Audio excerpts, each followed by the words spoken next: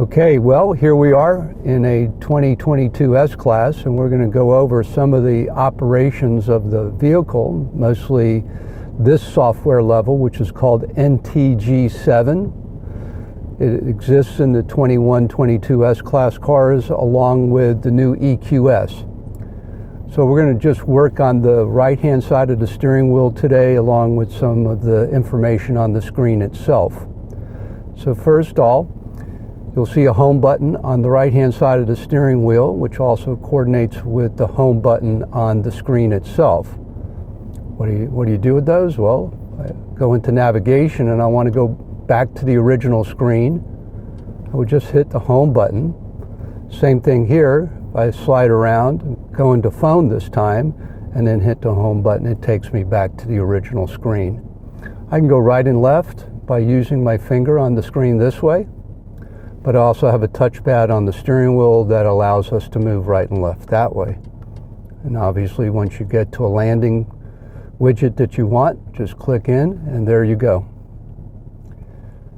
You have answer and hang up for your telephone, so if your phone rings and you do not wish to answer it, just hit the hang up button and it'll send it off to voicemail. But if you do wish to answer it, you can answer it right here. You have volume control up and down. It's a slide. And I have it muted right now, and the mute is right there. There's also a mute here. You have a picture of a face. So we have in these cars, like Siri or Alexa or Google Voice, you have Hey Mercedes. So if I hit this, I can talk to Miss Smarty Pants from Mercedes-Benz, or I can ask her to talk to me by saying, Hey Mercedes. How can I help? What's the weather like today? So we're actually not connected to the cloud in this car, so we won't be able to find out the weather right at the moment. Go back to the home page on this screen. You have two ways to see the widgets or these operating tools. You can see them in a line as you're seeing here, or you can see them tiled. So by pushing the home button and holding on, you get tiles like this, so they're all clustered in one place, or push again and release, and back to them being across the page with the navigation tool sitting in the background. There is a way to set up users and profiles for those users, where the car will then remember each individual based on their user profile. Radio stations, temperatures, seating, etc. Some cool stuff, and you can do up to 7 different members in a household. Get out of this page, you can either go back to the home button.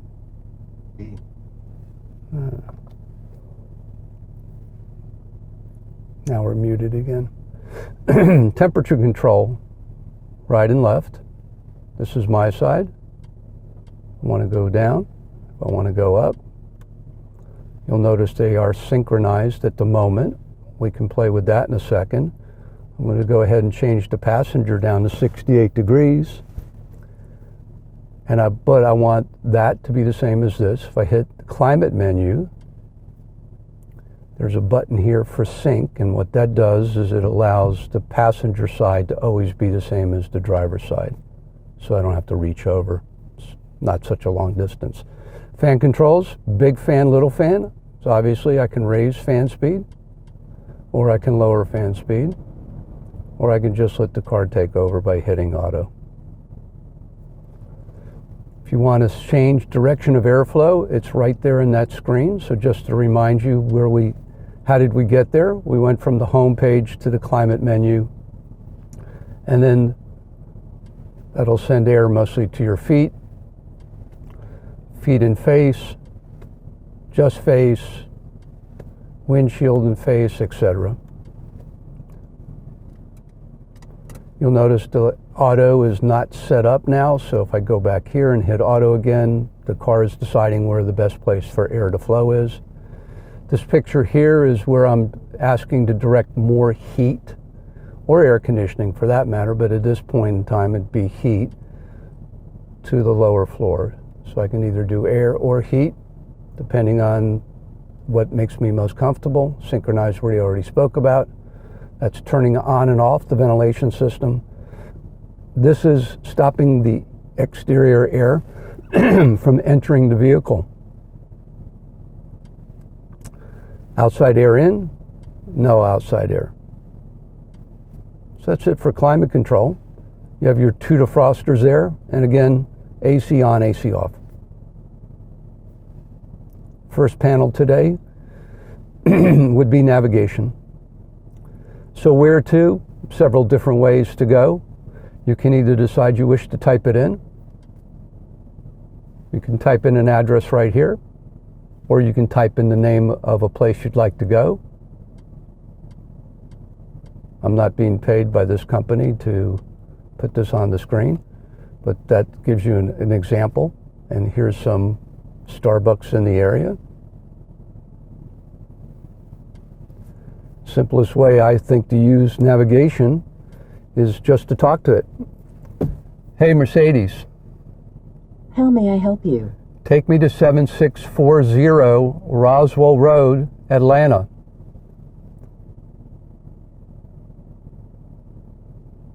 I am starting route guidance to 7640 Roswell Ride, Atlanta. So we're off to take our journey. Once we get there, the system will automatically disable or turn off. But if I want to stop the route before I get there, I have two choices. One is I can go manually and press this checkered flag with the X on it, and that'll cancel the route.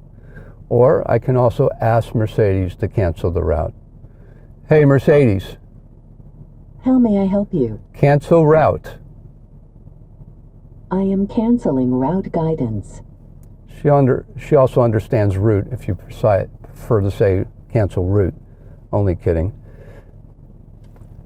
Widgets. So we have all kinds of fine tuning here that we can do on this tool. First one is you saw the checkered flags. We've already used that. This is actually mute.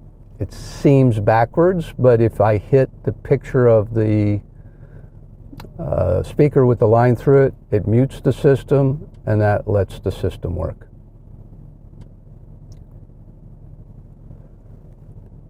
Navigation settings. Reroute based on traffic. The choice is let the car automatically reroute you. Doesn't tell you that it's doing it. Number two is ask my permission, and then I'll say, okay, take that route. Or number three is I'm not interested in rerouting based on traffic. All of these avoid options are great. You can decide you don't want to go on any freeways or take any toll roads. The thing you must remember is if you turn them off, they're going to stay off until you turn them back on again. Again, layers on layers of information. We can see satellite map, which would make the map green and show you homes and things like that. Free-flowing traffic, which would show me green lines on the map. Traffic incidences, which would show me red. Auto zoom is a function that actually means that when I go slow, the screen zooms in, and when I go faster, the screen zooms out. So if you like that the screen will automatically zoom in and zoom out, that's a nice function. Route overview after start, that's like a step by step by step, where have I been? Augmented video. This is actually very interesting technology. There's a camera that's looking on the outside of the car, and when I get to a point of an intersection where I'm going to make a turn, that camera turns on and shows me live video on this screen. It shows me the name of the street that I'm going to turn onto, and it has a bunch of arrows going in that direction.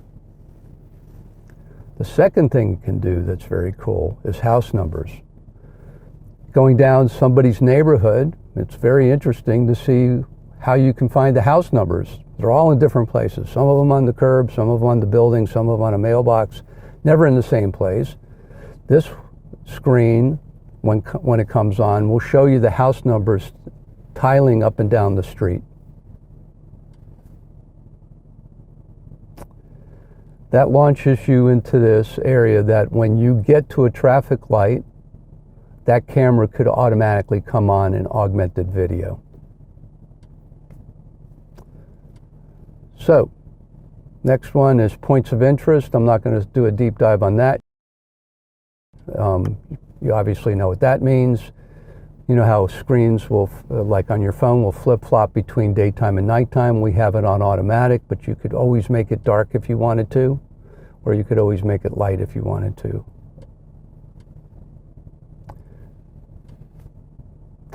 So we could have current street we're on, we could have next intersection, and if you wanted to see longitude and latitude, that's possible also.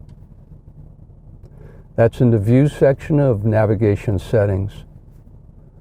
Messages and acoustics, so how much do you want the navigation system to talk to you while you're driving? If you want to have lengthy conversations with your navigation system, detailed messages will do a great job. If you just want to be notified just before the turn, reduced will do good. Messages off is pretty clear. This one will tell you about all traffic information on your current route. So that's it about navigation for the moment. You'll notice here it says 2D. Heading north would mean this would always be north, this would always be south, whoop. This would always be east, and this would always be west. So it's not necessarily the direction of travel of the car. 3D and 2D both operate in heading up, which means the car will always go up the screen. From navigation, we'll go back, and now we'll try telephone. So we're not going to spend any time talking about how to connect your phone to the car today, but we are going to show you once you do get your phone connected, what it'll do. So you have your contacts, and my phone is connected to this car. When my phone leaves the car, those connections are no longer in there. So the car does not download your contacts, it only views your contacts, and those leave when the phone leaves.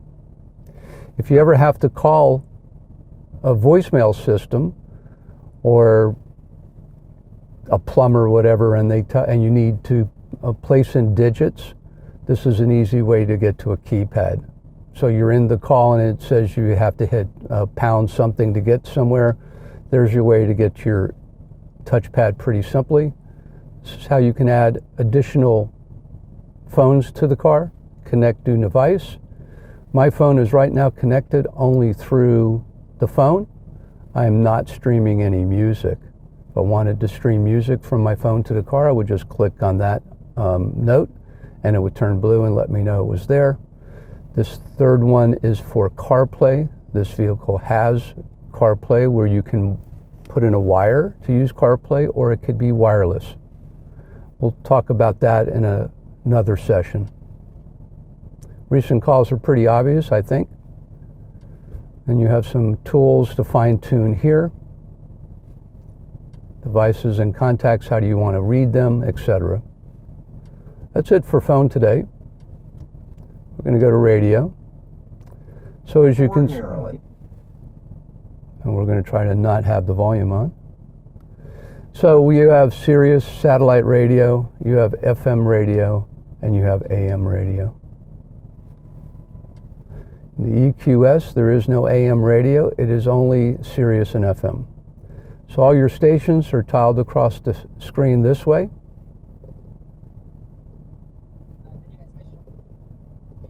Now, for some people that might be more difficult than necessary.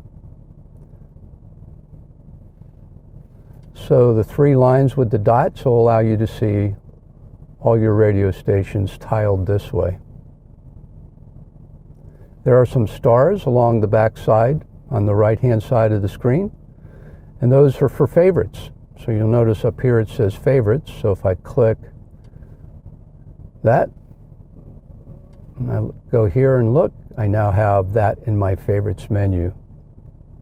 What does favorites menu look on the home page? So if I go to favorites, now I have these favorites. And that's a simple way to get to those favorites. If I want to change those favorites, I can change them or modify them by going into favorites, the 3 dots on the end. Makes it pretty simple. You can move it, you can delete it.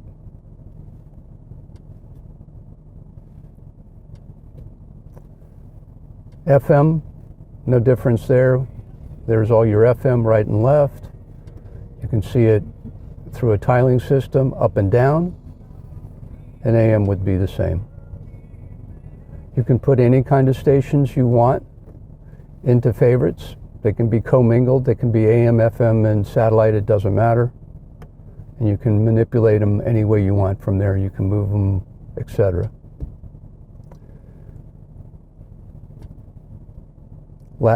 So whenever you open up one of these screens, you see this little sprocket, like the tool.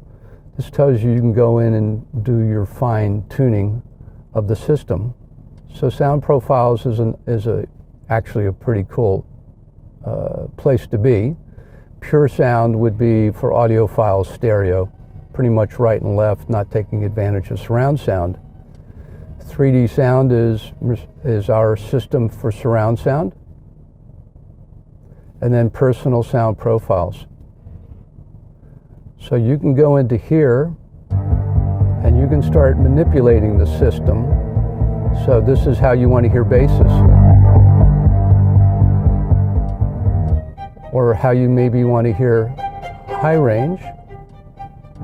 And you can continue on, and then what's really cool is I want to amp up the drums. So once you go in here and you figure out how you want to do these things, you can save it, personal, original, personal, and then you can just save it into personal sound profiles. You don't care for that, just go back down to here and you're done. You're back into original. Equalizer, people understand bass, treble, and mid-range. Balance and fader. Sound focus, you can make it prejudiced to one side of the car or the other. It's pretty much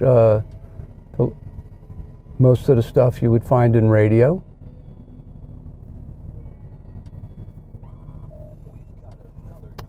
Media. So if you're a person that likes to bring music to the car with them, several ways to do it. One is you could certainly stream from your phone to the car through Bluetooth, which we talked about earlier. The other way is, inside the console here are several USB-C ports, and also in the center armrest, several USB-C ports.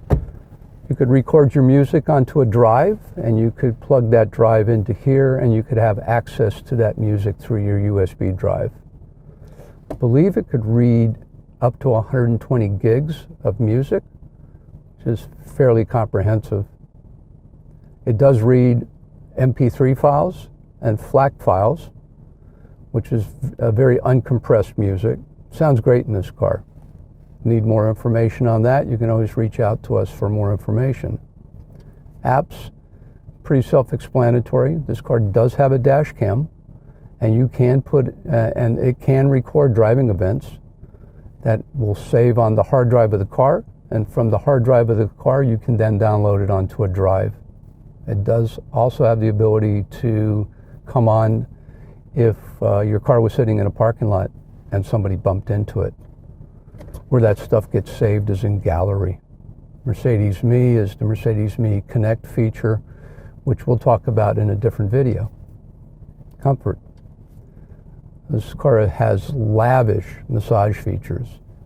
All these different massages are available to you here. Choose one, and once you do choose one, you can choose if you want it to be intensive, and how to turn it on is hit the arrow. I am now getting thumped very kindly and gently. If I want to turn it off, I can do that. I could also say, "Hey Mercedes." How may I help you? Turn on the massage seat. I'm switching on the massage for you. Hey Mercedes is a wonderful technology that you should experiment with. And you can experiment with it in radio, telephone, massage, etc. If you're not interested in massages and you just want to work with your lumbar supports, you have multiple choices here. Lumbar is just for the middle of the back, and then you can raise it up and do things like this. Shoulders would be higher up the seat. Bolsters would be my lateral support.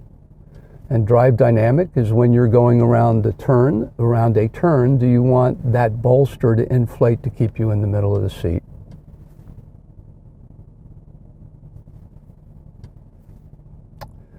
Now it's time for discotheque. So literally through this car, there's all kinds of LED lighting, and it is fascinating what you can do with it. These are all preset strobing features. We have burning blue, red moon, fresh cayenne, must be spicy, Venice pink. If you're not into multicolored displays, you can go into monochromatic. There are 64 different color settings here, so you can go anything from there to there to there, or back to multicolor. Brightness, so the system can go all the way up to 20, which basically at night would make whatever the color is inside into your windows on the side. Some people might like that. Otherwise, take it down to 10, and it's subtle. Or you can find a level that you most like. Each one of these will self-explain themselves. So an example would be, what does climate mean? It means changes to the temperature settings are visualized by ambient light. So here's an example. If we look over on the passenger side and I warmed the car up, the lights went red. If I cool the car down, the lights went blue. You should try all of those.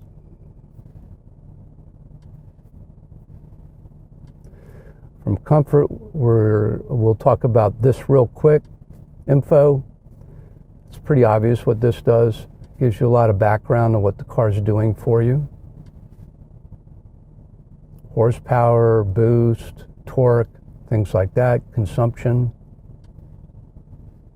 Smartphone integration, again, this is where you can link up your CarPlay and do it wirelessly if you like.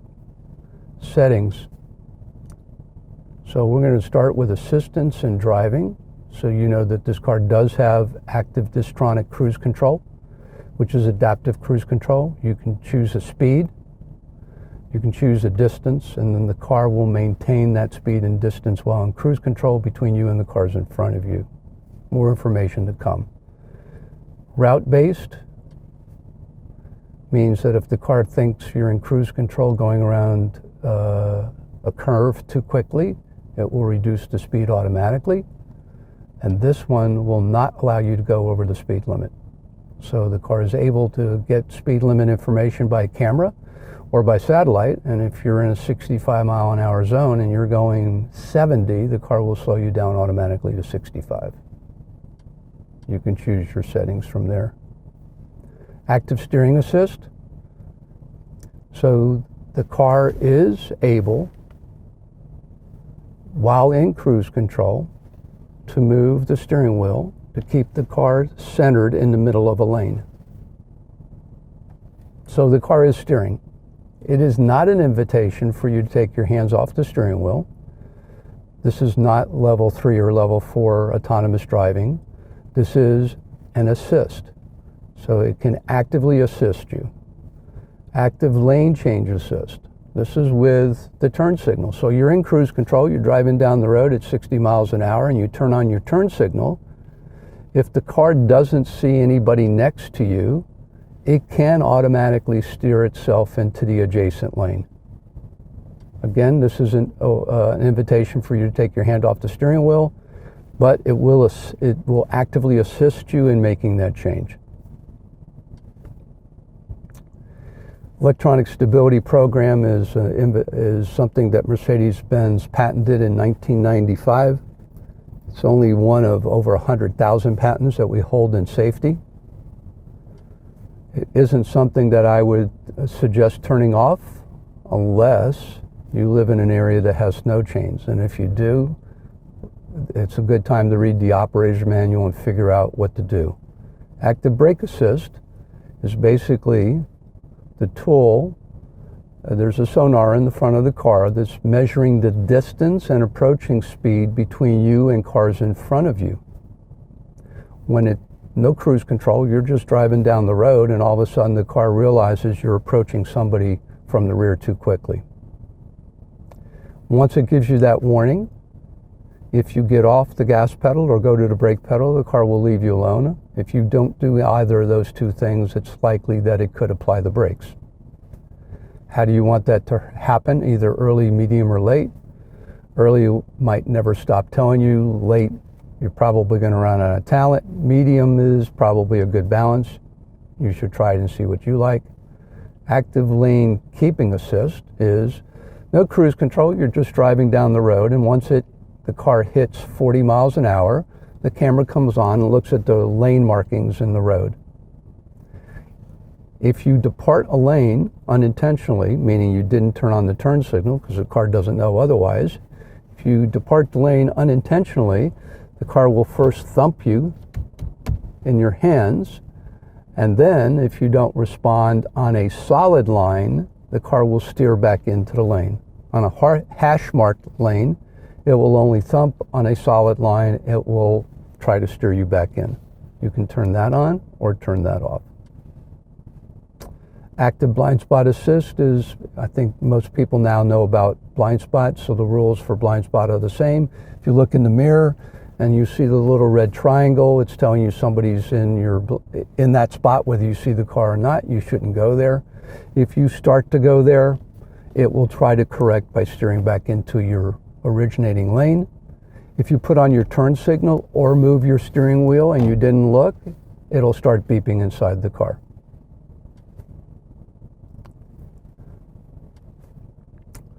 So again, we can tell you what the speed limit is on the road. You can have it constantly remind you if you're going over the speed limit. In this case, we're just allowing a little picture of the speed limit sign to blink in the dashboard. Additional acoustic warnings means it's going to make sound. And when do I want to know I'm going over the speed limit? So I can have it at 0, or I could have it at an increment all the way up to 5 miles per hour. So in this case, I'm going to say, don't let me know until I hit 5 miles over the speed limit. Attention assist is a drowsiness monitor. After a certain period of time in the car, at highway speeds, the car starts analyzing how you use it. So over 70 different inputs: steering wheel, brake pedal, gas pedal, etc., buttons. And if the car thinks that the way you started driving in the beginning, 2 or 3 hours later, is very different now, and that you're making maybe sudden movements at the steering wheel or with the gas pedal or the brake pedal, it could alert you to that and think that you're getting drowsy and offer you to take a coffee break. It doesn't pay, but it can help reroute you to a place to take a break. This is mostly a maintenance item for us, but it's a way to open the camera, to clean them. If you live in a place where you get a lot of mud or snow and ice, it's a nice feature to have. Otherwise, in the South, mostly it's the service department. And this is how much information do you want about parking and how much intervention from the car would you like. The car is capable of parking itself. However, it is not in any exact rush to do so. This is where you would fine-tune all of those items. So on the steering wheel, there's 2 paddles. On my right-hand side is a plus paddle, and on my left-hand side is a minus. This is a 9-speed automatic transmission. So you are able to manipulate the transmission while driving sportedly through maybe the mountain pass. When I'm getting low on gas, the car could recognize that and offer me a reroute to a gas station. In this case, it says automatic gas station search. It's not taking me there. Toll system. So our cars now have a toll transponder in the glove box.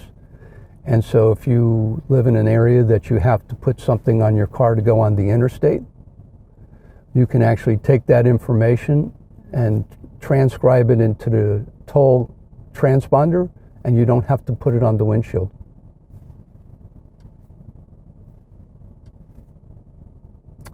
So easy exit.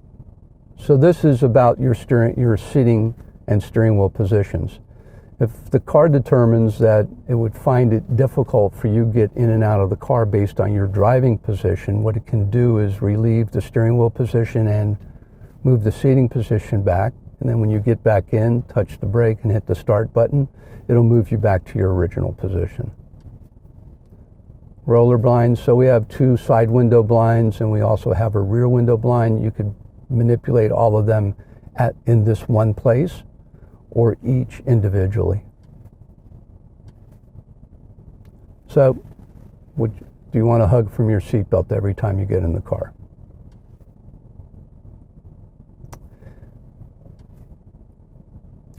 Do you want to know if someone's inside the car when you're not inside the car? An example would be you go to the store, you lock you have somebody with you and you say, look, I'll be right back, I'm going to lock the doors.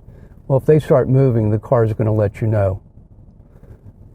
The reason for that would be theft. If somebody broke into the window but didn't necessarily open the door and climbed in, the car could tell you there's motion going on in the car. It could also tell you when it's being lifted. Remember, we talked about photos, so there you go. Collision notification is on, and photos wants to let you know if you take those pictures, there could be legal ramifications to it, but those pictures that are stored into the system, and then once there are pictures, you can upload them to a device.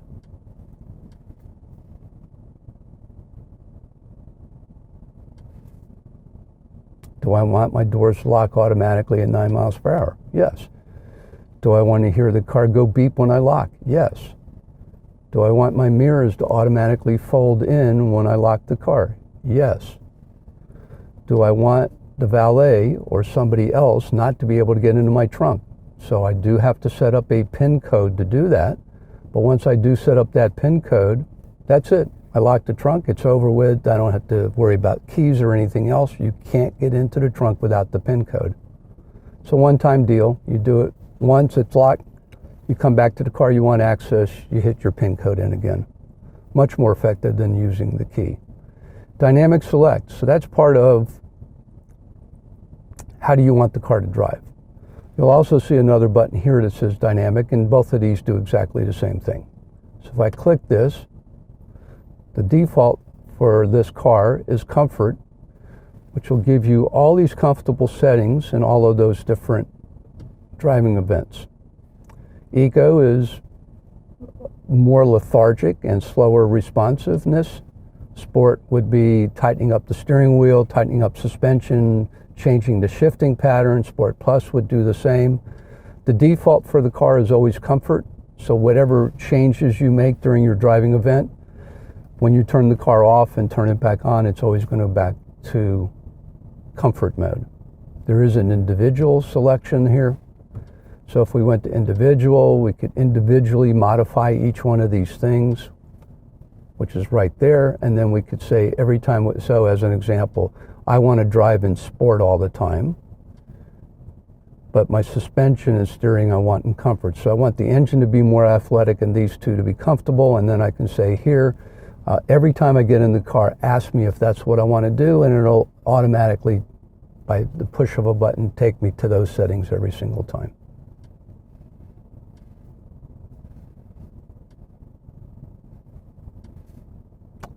We do have some redundancies, so you'll see ambient light here a second time. We've already done that early on. So we have dynamic lights, which I can't think of a reason to turn them off other than in fog. So dynamic low beam and daytime running lights are both on. Do I want to If I'm walking towards the car and I happen to have the key in my hand and I couldn't find my car in the parking lot, if I click a button, the lights around the car will come on. That's what locator lighting will do for you. Interior light delay is, do I want my interior lamps to stay on for an extended period of time? That's about a 9-second delay. And how long do I want my outside lights to stay on after I leave the car? And as I said, ambient lighting we already managed in another location. Systems. So, do you want to, every time you say that phrase, have the car respond? Hey, Mercedes. How can I help? Cancel. So if you don't want that to happen, you can turn it off. If you do turn it off, the way to then talk to her is by pushing the face button. So an example would be, change my temperature to 72 degrees. I'm setting the temperature to 72 degrees. So the car knew what side I was talking from. So now, let's see if we can do something on the passenger side. Hey, Mercedes. How may I help you? Turn on the heated seats on the passenger side. I'm switching on the seat heating on the front passenger seat. Right. So what can't Mercedes do? I don't know. Keep trying to talk to her and figure out what she can't do, but she can do many things. She can call people, she can change temperature, she can change the color in the car, she can change radio stations. It's almost limitless. Good way to find out is what she can do is by saying, hey, Mercedes. How can I help? Help. I can help you operate different functions easily and intuitively. You can see some examples here. Give it a try. If you don't know how to do more, you can say help at any time and what do you want to do? So there you go. You'll notice I keep hanging up, which is another way to tell her to go away. Displays. How bright do you want these displays to be? Do you want them to display on and off automatically? Do you want to be in miles or kilometers? It's pretty obvious. Controls. How sensitive do you want these touch pads? Language is pretty obvious. Audio we've already done in the sound system. Time and date. You might want to make sure that you're on automatic time zone change, which means daylight savings time, etc. You can just tell it to do it automatically. You can adjust the format for 24-hour AM, PM. These will all be pretty obvious once you get into them. I think I changed that format. Software updates, mostly a part of Mercedes-Benz. One thing to know about these cars is that we can send software updates over the air, but the car will not do it unless you give it permission. So what does that mean? You'll get into the car one day, you might see a notification on the screen that says something about updating the car. You must authorize the update. Then when you leave the car and turn it off, that update will occur. So that's a little bit of help on the systems today. An easy way to get to system settings would be the picture of the car right here instead of me scrolling all the way around the screen. I just hit that really quickly. It gives me some access to some really great ones, such as raise vehicle. Have you ever pulled into a parking space and heard that dreaded scrape? You hooked your bumper on something. Instead of pulling it off and hearing a second scrape, you can just raise your vehicle. Or maybe you're invited to somebody's office or home and they have a very elevated driveway. Raise the vehicle before that. So how did I find that? Well, I was going to go back home, and I'm going to go back to the picture of the automobile.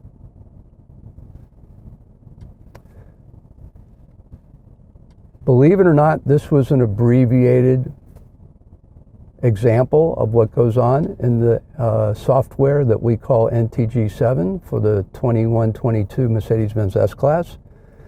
Probably will now be seen also in the 2022 C-Class. For For more details and information, please reach out to your local Mercedes-Benz dealer, or feel free to contact us at RBM of Atlanta, Mercedes-Benz in Atlanta, Georgia. Have a good day.